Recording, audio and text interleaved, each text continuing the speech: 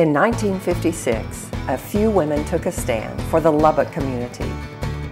Names like Smith, Godecke, Hodges, and Skybell signed their names and pledged to serve as the charter members of the YWCA of Lubbock. They were a group of women who wanted to do and be more. At that time, Lubbock community dollars for boys' activities were double those for young women and girls. The mission was justified. Now to make it happen. As the women began to talk of possibilities, a creative wellspring of ideas was unleashed. They embraced fitness, art, dance, and finance. Suddenly, everything was possible. YWCA tackled issues of the day with courageous leadership. Maybelle Smith wrote of the founding board, "All of us grew to appreciate and respect one another, although we could not have differed more in age and background. It was in this atmosphere of mutual concern and shared responsibility, in freedom and respect, that we became dedicated to the purpose of the YWCA in our community life." You know, what I can appreciate more about the quote is that it includes all people. You know, there's a difference in age groups, a difference in backgrounds, and you know, sometimes you might drive up into the parking lot and you might see a Lexus or you might see an old beat up truck or something. It's for all people, not just for a select few. And that's what I have embraced most about this board and about the YWCA. True to its calling, the Lubbock YWCA began its practice of historic hospitality. The turbulent 60s redefined community for America. The YWCA embraced this radical idea and became the first organization in the city to name women of color to the board of directors. Later, their leadership continued as they initiated a bold partnership with Lubbock ISD to take on the plight of unwed mothers. What we realized was that there were several girls in Lubbock who no longer were in class in the public schools because they were pregnant. So Hazel Taylor and myself decided maybe there was something we could do about it, that the YWCA could help. So we started a class. We started a class at Chapman Hospital in the east part of Lubbock, and we started a class at the YWCA. And we went to the school board and talked to them about it and let them know of the need. And the school board accepted that and started classes for the girls in the school system. As the women's movement came into its full force, the YWCA responded accordingly. They created a downtown women's lunch lounge where women could eat with each other to talk, network, and process this new role of working women and their expanding dreams. When I first started in business, it was really hard. The banks, when I would go, I would have all my information, and then they would say, well, of course, your husband's going to sign the note. And of course he did. While I was accepted on the national level, locally, I was a woman, and they really, I think, didn't really think that I knew anything about technology.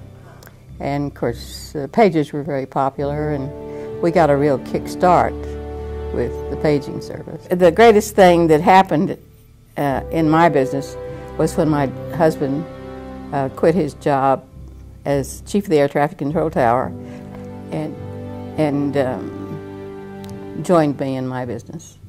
Soon the role of the working woman began to drive the programs and expansion of the YWCA, and Lubbock women began to know success outside of the home. Success inspired new dreams, starting with equality on every playing field. I don't think there's any question that the biggest breakthrough in my lifetime has been Title IX. It was a bill that was passed that made sure that women had exactly the same rights in every phase of their life, and people have said that in some ways it was just as important as the Civil Rights Acts because it impacted so many individuals in our country. Certainly, from my perspective in athletics, it was a huge thing because scholarships got the same, coaching salaries became more equal, all access to facilities was impacted greatly. Equality also included paying attention to disparities in women's health, giving the YWCA one more platform for its work in the community. There is so much that we've done for breast cancer, and I think the YWCA has been pioneering from the standpoint of trying to help women get access to care. There's not only disparity in care, but there's also trouble with access to care. And one of the things that has been just such a joy for me is to work with the YWCA all these years on the breast and cervical cancer health initiative, where they would identify women who otherwise wouldn't be able to have the mammogram screening and such. By 1989, women turned success into inspiration, and the YWCA's Women of Excellence Award celebration was born. 205 women have been recognized, and I think that says volumes. Scientists, doctors, teachers, coaches, administrators, dancers, businesswomen, ministers, artists. All these attest to the tenacious courage of those early women who wanted to do and be more. One thing I always tell my dancers before they go on stage, I always tell them to inhale love and exhale fear. And I think that applies to everything. The YWCA has come to a place where history has become heritage, and there is still more to do. Well, in my work in politics, when I look at the makeup of U.S. Congress, even 10 years ago, women were only 10% of that number. And then today, 2013, women make up 20% of our elected officials in U.S. Congress. So while we've come a long way in the past 10 years, I see that there's a lot more to be done. Well, I think it is really important to rise above the fray and look past self-promotion and self-interest and perpetuate what's good for the community.